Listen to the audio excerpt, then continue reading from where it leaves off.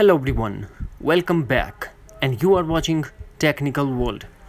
Today in this video I'm going to show you how to download WhatsApp status on iPhone and iPad without jailbreak. So without wasting any time, let's get started.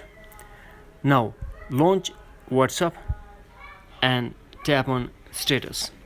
If you want to download the photo status, then tap on that contact and take the screenshot of the photo.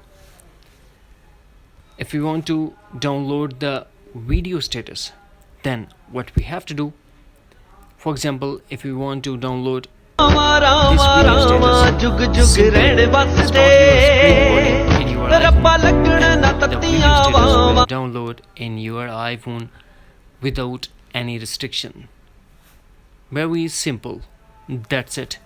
Hopefully friends, you found this video helpful, so please don't forget to subscribe, like and share with your friends and family. Thanks for watching. Take care. Bye bye.